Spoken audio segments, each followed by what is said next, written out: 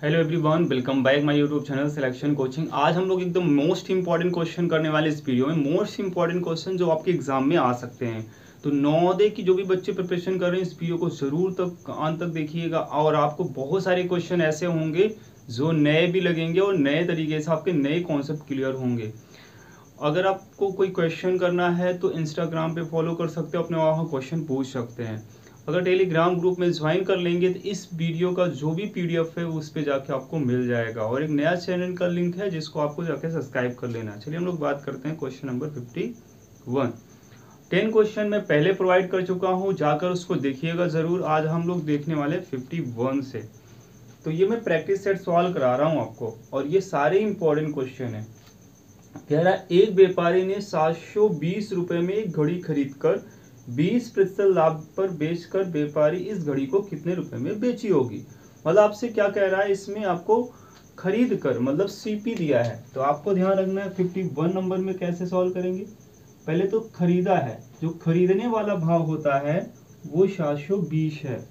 तो ध्यान रखना है सीपी का मतलब क्या है, कॉस्ट प्राइस। कॉस्ट प्राइस का मतलब ये होता है कि जिसमें हम जितने रुपए में वस्तु को खरीदते हैं, जितने रुपए में वस्तु को खरीदेंगे वो हमारा क्रय मूल्य कहलाएगा। ठीक है।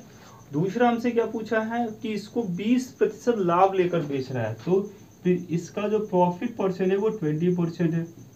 अब हमें क्या निकालना है, एसपी निकालना है। तो इसको कई मेथड से सॉल्व कर सकते हैं, कई मेथड से सॉल्व कर सकते हैं। एक मेथड ये है कि अगर कोई मान लेते हैं 100 रुपए की चीज है, ये प्रतिशत का मतलब क्या होता है, ये प्रतिशत हमें ये दिखाता है कि 100 रुपए पे 20 रुपए का लाभ ले रहा है। 100 रुपए पर 20 रुपए का लाभ ले रहा है, जिसका मतलब वो कितने रुपए में बेच रहा होगा। कहेंगे सर 120 रुपए में बेच रहा होगा। तो 120% इसका निकाल दीजिए तो एसपी आ जाएगा। मतलब 720 का 120% निकाल देना है। तो जैसे ही इसका प्रतिशत हटाएंगे तो यहाँ नीचे 100 लग जाएगा। तो 12 का गुणा करेंगे, 12 दूना 24, 12 छंग 72 और 72 2 74।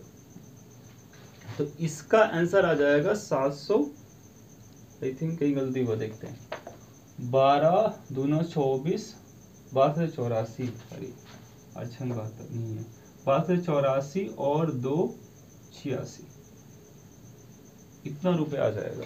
तो इसका 864 रुपये, ऑप्शन नंबर डी। अब हम लोग क्वेश्चन पढ़ने वाले हैं। इसको कई मेथड से सॉल्व किया जा सकता है, बट ये वाला सबसे बेटर मेथड होता है आपको सॉल्व करने का। क्वेश्चन हम बात करते हैं, क्वेश्चन 52। 52 में क्या कह रहा है, ट्रेन का क्वेश्चन है, रेलगाड़ी वाला क्वेश्चन है। कह रहा है किसी ट्रेन की गति 60 किलोमीटर प्रति घंटा है, 5 सेकंड में कितनी दूरी तय कर लेगी। कह रहा गति, गति मतलब स्पीड होता है। स्पीड को एस से हम दिखा देते हैं, या चाल, हिंदी में हम चाल लिख सकते हैं या गति लिख सकते हैं। वो कितना है, 60 किलोमीटर पर घंटा, किलोमीटर पर आवर दिया है। और समय दिया है आपको, टाइम दिया है 5 सेकेंड, ये दे दिया। अब बच्चों यहाँ गलती का क्या करेंगे आप, यहाँ देखिए कि सेकेंड लगा है और यहाँ आवर लगा है। तो सेकेंड और आवर मैच नहीं कर रहा है। सो आपको इसको किलोमीटर पर आवर को मीटर पर सेकेंड बदलना पड़ेगा। और ऐसा करने के लिए हम क्या करते हैं, 5/18 से मल्टीप्लाई कर देते हैं। अगर 5/18 से मल्टीप्लाई कर देंगे तो ये किलोमीटर पर आवर मीटर पर सेकेंड में कन्वर्ट हो जाएगा। अगर आपको रिवर्स कन्वर्ट करना है मीटर पर सेकेंड से किलोमीटर पर आवर में, तो 18/5, तो इसको रिवर्स करके मल्टीप्लाई कर देना है बस। अब इसको सॉल्व करना है। क्षेत्रिक 18 6 धम्मा, ठीक है। अब ये कटेगा नहीं तो ये 50 बाई कितना आ जाएगा 3। अब यहाँ मात्रक लग जाएगा मीटर पर सेकेंड। अब आपको पता है एक फार्मूला होता है, d बराबर s इंटू टी, डिस्टेंस बराबर स्पीड इंटू टाइम। मतलब दूरी बराबर चाल गुणे समय, दूरी बराबर चाल गुणे समय। तो दूरी कितनी है, तो दूरी हमारा नहीं दिया है, हमें दूरी निकालना है। और चाल कितना दिया है, 50/3 हम लोग निकाले हैं, तो 50/3 कर लेना है। और समय हमारा 5 सेकेंड है, इतना कर लेना है। जैसे इसका मल्टीप्लाई करेंगे तो कितना आ जाएगा, 5 बचम 25, 250/3 क्या मीटर, क्योंकि हम लोग इसको मीटर में कन्वर्ट कर लिए हैं। ठीक है। तो ऑप्शन नंबर इसका तीसरा, ऑप्शन नंबर तीसरा राइट हो जाएगा। चलिए बढ़ते हैं क्वेश्चन नंबर 53 की तरफ। आप लोग नोट करते जाएंगे, क्वेश्चन का पीडीएफ, जो भी पीडीएफ होगा आपको टेलीग्राम ग्रुप पर मिल जाएगा, तो आप लोग जाकर टेलीग्राम जरूर फॉलो, वहां जाके ज्वाइन कर लीजिए, और आप अपने इंस्टाग्राम पे भी फॉलो कर सकते हैं। बात करते हैं क्वेश्चन नंबर 53। कह रहा किसी धन का साधारण ब्याज, ये साधारण ब्याज का क्वेश्चन है, किसी धन का साधारण ब्याज 5 वर्ष में 3% वार्षिक दर से 600 रुपए होता है तो धन है। मतलब आपसे क्या निकालना है, आपसे कह रहा है कि 5 वर्ष का साधारण ब्याज, तो P का मान पहले देखिए, प्रिंसिपल कितना है किसी धन का, तो P हमें नहीं मालूम है, किसी धन का मतलब प्रिंसिपल की बात कर रहा है, मतलब मूलधन की बात कर रहा है, नहीं पता।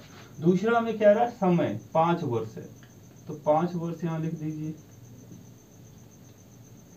तीसरा हमें कह रहा है 3% वार्षिक दर, R का मान रेट हो जाएगा 3%, और 600 रुपये हो जाता, क्या साधारण ब्याज स्टार्टिंग बोल रहा है, साधारण ब्याज 600 हो जाता, तो 600 लिख दो। तो अब इसी से सॉल्व करना है, ठीक है। मैं थोड़ा इरेज कर देता हूं, आई होप लिख पाए होंगे। तो ध्यान दीजिए कैसे करते हैं, P R T बराबर SI इंटू 100। मैं एक ही फार्मूला बताता हूं, P क्या है, प्रिंसिपल है, R रेट है, और T दर है। हिंदी में बोले तो इसको मूलधन, दर, और इसको क्या बोलते हैं, टाइम, और इसको SI मतलब सिंपल इंटरेस्ट या साधारण ब्याज लिख सकते हैं, गुणे 100, ठीक है।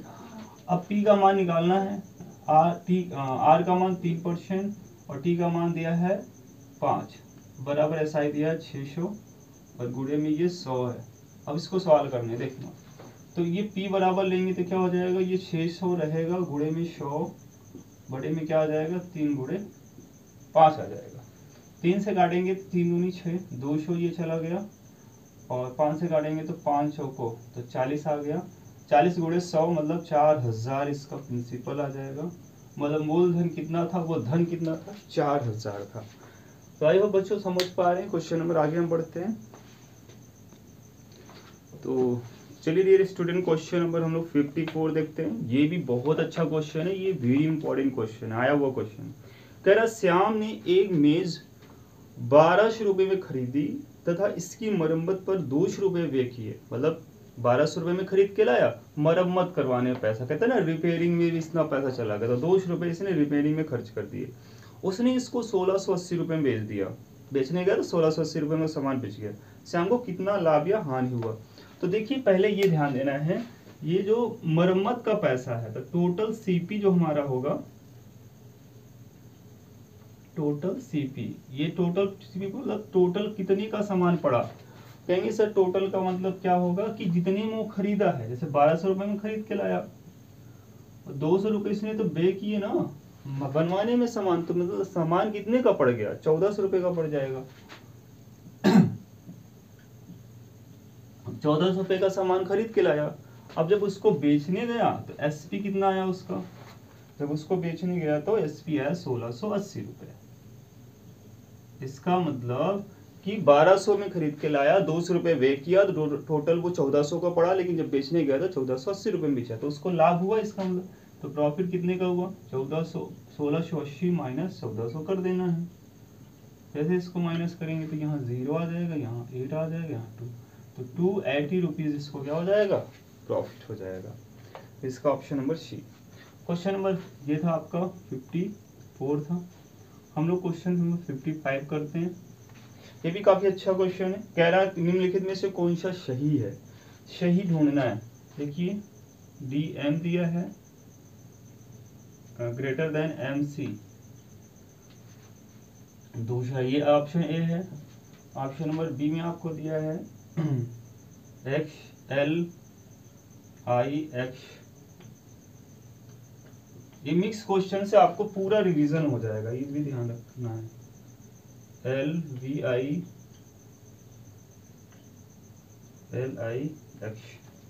डी में है CD ग्रेटर देन LM।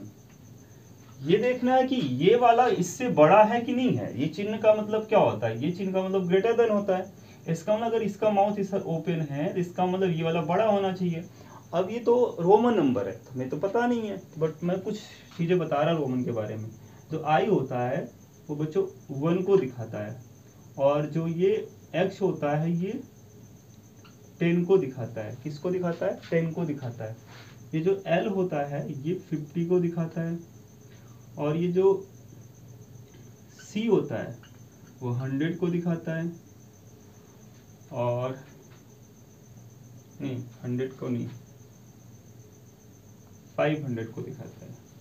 ठीक है, एक मिनट, नहीं सी 100 को ही दिखाएगा, सी 100 को दिखाएगा। ठीक है, और जो डी होगा वो 500 को दिखाएगा, और जो यम होगा वो 1000 को दिखाएगा। तो इतनी अगर आपको पता है तो रोमन सीखना बहुत आसान है। बट एक रूल ध्यान रखना है, कभी भी बड़े लेटर के पहले अगर बड़ी संख्या के पहले छोटी संख्या आ जाती है तो बड़ी संख्या में छोटी संख्या माइनस करके पढ़ी जाती है। फॉर एग्जाम्पल जैसे मुझे लिखना है 2, तो मैं आई 2 बार लिख दिया, तो आई जोड़ लेंगे तो क्या हो जाएगा 2। अगर वही मुझे x लिख दिया तो ये हो जाएगा 10, और 10 कितना हो जाएगा 20। लेकिन वहीं x के पहले ये आ जाएगा। तो अब देखो ये छोटी संख्या है, मतलब ये बड़ी संख्या हो गई और इसके पहले छोटी संख्या आ गई, दोनों को माइनस करके पढ़ा जाएगा। मतलब 10 में से 1 घटाकर इसको 9 पढ़ा जाता है। तो 9 लिखने के लिए ऐसा लिखा जाएगा। अगर ये रूल सब पता है तो बिल्कुल रोमन आसान है। देखो ये d का मतलब कितना होता है, ये देखो कितना है, ये 1000 है। 1000 में इसको माइनस कितना करोगे, 100 माइनस कर लोगे। क्यों? जो d का मतलब, एक मिनट, हाँ यहाँ 500 माइनस कर लोगे, क्योंकि यम का मतलब 1000 है, और 1000 के पहले छोटी संख्या आई, तो इसको जब माइनस करके पढ़ा जाएगा तो ये कितना पढ़ा जाएगा, 1500। और ये 1000 कितना होता है, 1000 होता है, ये यम का मतलब 1000 और प्लस क्या है, सी का मतलब 100 है, तो ये पढ़ा जाएगा 1100। तो ये जब 1100 पढ़ा जाएगा, इसका मतलब इधर लाइन साइन लगाना एकदम सही है, मतलब ये ऑप्शन तो सही है अभी। बट इस सबको चेक करना है, आपको सिखाना भी है। तो ये है कितना, L का मतलब कितना होता है 50, L का मतलब 50, और ये कितना है 5 है, 5 1 6, तो अब ये 50 और ये 6 मतलब कितना हो जाएगा 56। और यहाँ देखो कितना है, ये आपको पता है L का मतलब 50 है, 50 और ये कितना है 9, 59। तो अब ये दो साइन गलत है, क्योंकि ये बड़ा नहीं है ये बड़ा है, तो ये ऑप्शन गलत। यहाँ भी अगर देखेंगे तो ये हो जाएगा 10, बट यहाँ क्या है L है, तो इसको घटाकर पढ़ा जाएगा, है ना। तो कहेंगे सर 50 में से 10 माइनस करेंगे तो हो जाएगा 40, और 40 में और ये 9 जोड़ देना है तो 49, और यहाँ कितना है, ये है आपका कितना 5 1 4, ये 4 है। तो क्या ये सही है, एक मिनट,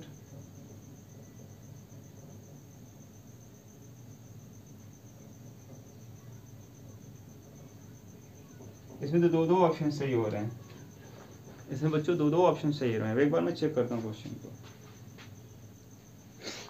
चलिए बच्चों, ये एक जगह मिस्टेक हो गई। देखो कैसे मिस्टेक हुआ है, यहाँ मिस्टेक हुआ है। कहेंगे सर कैसे मिस्टेक, देखो ये तो होता है 1000, ये होता है 1000 और ये होता है 500।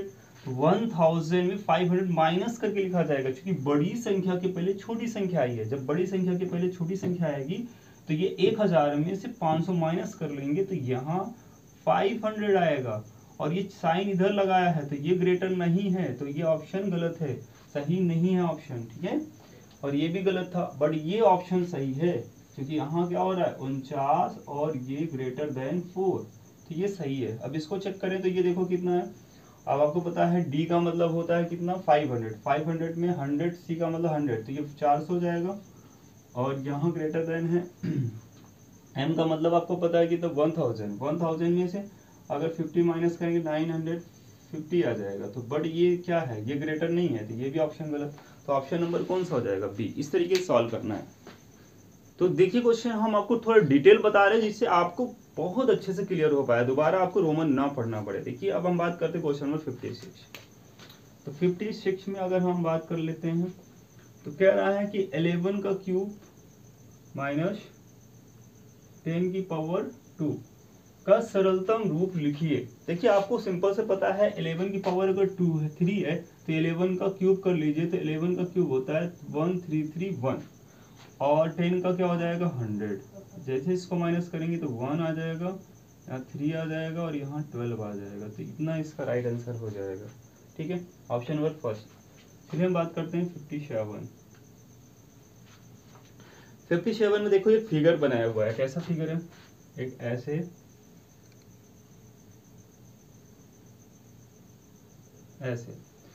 तो ये आकृति आपसे क्या कह रहा है, ये कौन सा कोण है, तो न्यून कोण है, अधिक कोण है, बृहद कोण है, समकोण है। तो मैं जल्दी जल्दी आपको सारे कोण के बारे में बताता हूँ।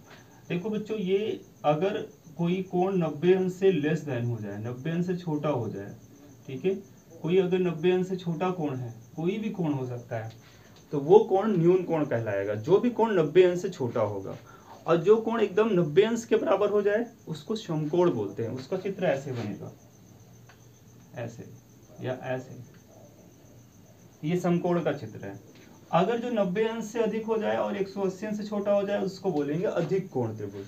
इंग्लिश में एक्यूट एंगल बोलते हैं, इसको राइट एंगल बोलते हैं समकोण को, और ऑब्ट्यूज एंगल बोलते हैं अधिक कोण को। सो ये फिगर किसका बना हुआ है, फिर कहेंगे सर ये न्यून कोण का बना है, क्योंकि 90 अंश से छोटा वाला है, क्योंकि ये लाइन नीचे है, तो इसका आंसर हो जाएगा न्यून कोण। आई होप समझ पाए होंगे। नेक्स्ट पढ़ते हैं हम लोग।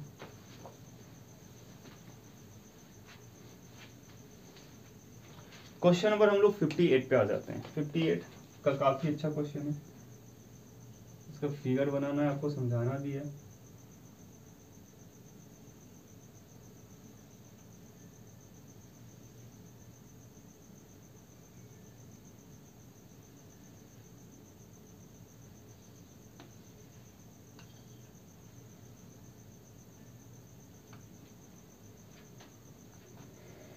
ये दे दिया है बच्चों 4, और यहाँ से ये सबसाइडेड कर दिया है, मतलब इसमें लाइनिंग ड्रॉ कर दिया है इसने। आप भी एक मान के लेंगे लाइनिंग ड्रॉ है ना, ऐसे ऐसे किया था लाइनिंग ड्रॉ, आप भी मान के लेंगे हाँ सब लाइनिंग ड्रॉ है, ऐसे ऐसे, ठीक है। तो और ये दे दिया है बच्चों 12, और ये दे दिया है 12, और बचा ये 3 बच्चों, और ये बचा 5। तो अब ये समझना है कि इसकी चारों भुजाएं कितनी है, 12 12 है, मतलब चारों भुजाएं 12 12 सेंटीमीटर की हैं। अगर ये 12 सेंटीमीटर है और ये 12 सेंटीमीटर है, ये भी 12 होगी, तो यहाँ से यहाँ तक की टोटल लंबाई कितनी है, कहेंगे सर यहाँ से यहाँ तक की टोटल लंबाई 12 है, बट ये कितना है, 3 इधर निकल गया, 3 इधर निकल गया, तो बचा कितना, ये वाला, यहाँ से यहाँ तक की दूरी कितनी बचेगी, 4 ही तो बचेगी ना, 4 ही तो बचेगी। और क्योंकि 5 और 3 8 हो जाएगा, और 4 12 होना चाहिए, तो 4 ये हो गई, 4 ये हो गई। हमसे पूछा क्या है, हमसे क्वेश्चन किया है कि दी गई आकृति में छायांकित भाग का क्षेत्रफल है। देखो अगर छाया नहीं किया गया होता तो क्षेत्रफल कितना होता, कहेंगे सर ये वर्ग बन रहा है, तो वर्ग का क्षेत्रफल क्या होता है, वर्ग का क्षेत्रफल सर 12 का वर्ग हो जाता, क्योंकि 12 का वर्ग कर देंगे तो क्षेत्रफल आ जाएगा, और 12 का वर्ग कितना होगा, 144 होगा, 144 हो गया। पर बच्चों छायांकित जो नहीं किया गया उसको माइनस करना पड़ेगा, तो छायांकित कौन सा नहीं किया गया है, तो छायांकित भाग का भी निकालना है, छायांकित छायांकित छायांकित भाग का क्षेत्रफल। तो छायांकित भाग का क्षेत्रफल कैसे निकालेंगे, तो यहाँ तो कहीं किया गया नहीं है, यहाँ तो कोई शेडेड नहीं किया गया है, जब यहाँ शेडेड नहीं किया गया होगा तो इसका क्षेत्रफल कैसे निकालेंगे, तो कहेंगे सर ये तो प्रॉब्लम है, कैसे निकालेंगे, तो उसका रीजन है आप निकालने का कि पूरे क्षेत्रफल में ये वाला क्षेत्रफल माइनस कर दो तो ये वाला क्षेत्रफल बच जाएगा, मतलब जो जहाँ छायांकित नहीं किया उसको निकाल दो। उसको निकालने का मतलब इसकी भुजा क्या है, ये भी 4 है, ये भी 4 है, मतलब एक वर्ग बन रहा है जिसका क्षेत्रफल 16 आ जाएगा, क्योंकि 4 का वर्ग 16 होता है। इसमें क्या कर दो, 144 में -16 कर दो, ठीक है, दिख रहा है, बिल्कुल। माइनस करेंगे तो यहाँ 14 8 आ जाएगा, यहाँ बचेगा 13, यहाँ 12 आ जाएगा, 128। तो क्या आ जाएगा, 128 सेंटीमीटर स्क्वायर। अब माइनस करेंगे तो यही आएगा। आई होप आपको समझ में आ रहा है, ये फिगर था, आसान था, समझने की जरूरत थी। अब हम लोग 59 नंबर करते हैं, ठीक है। 59 नंबर कह रहा 4 लीटर और 4 ml को दशमलव संख्या के रूप में परिवर्तित करना है। तो 4 लीटर और 4 ml या 4 मिलीलीटर, आप समझ सकते हो, मिलीलीटर। आपको इसमें कन्वर्ट करना है, किसमें, लीटर में कन्वर्ट करना है। कह रहा है को दशमलव की संख्या में कन्वर्ट करना है, इसका मतलब इसको लीटर में कन्वर्ट करना है। अब ये तो लीटर ऑलरेडी है, तो 4 प्लस कर दो, अब ये मिलीलीटर को लीटर बदलने के लिए आपको पता है 1 लीटर बराबर होता है 1000 ml। 1000 ml। अब 1000 ml होता है तो ml में कन्वर्ट करना है, ml को लीटर में कन्वर्ट करना है। जब भी छोटे यूनिट से बड़े यूनिट में कन्वर्ट करते हैं तो हम लोग डिवाइड करते हैं, मीन्स यहाँ 1000 से डिवाइड हो जाएगा। ये 4 प्लस 0.004, क्योंकि 3 जीरो है तो इसलिए 3 अंक पर दशमलव लगेगा, और दशमलव को अंक बनाने के लिए 4 के पहले जो 2 जीरो बढ़ा लेंगे तो 3 अंक बन जाएगा और 1 अंक पर दशमलव लगा देंगे, जोड़ेंगे तो इसको 4.004 लीटर इसका राइट आंसर आ जाएगा। तो 19 नंबर का आंसर क्या आ जाएगा? Option number B. एक लास्ट क्वेश्चन बचा हुआ है और आप लोग पॉज करके इस क्वेश्चन को जरूर सॉल्व करने की कोशिश करिएगा। चलिए बच्चों, क्वेश्चन नंबर लास्ट है, किसका नंबर है 60 का। देखिए 60 कैसे सॉल्व करते हैं। तो अभी आप देखिएगा, कह रहा है कि 2 सही 4/5 प्लस 3 सही 5/6 का सरलतम रूप लिखिए। देखिए ऐसे भी क्वेश्चन एग्जाम में आते हैं। जो आपका ये पैटर्न में पेपर कराया हूँ 2 सेट में, 2 वीडियो में कराया हूँ। फर्स्ट वीडियो में आप 10 क्वेश्चन कराए, इसमें भी 10 क्वेश्चन करा रहा हूँ। ये एकदम एग्जाम पैटर्न पे क्वेश्चन है। तो मैं जहाँ तक समझ पाया हूँ, क्योंकि मेरे जो एक्सपीरियंस है उसके आधार पर बता पा रहा हूँ।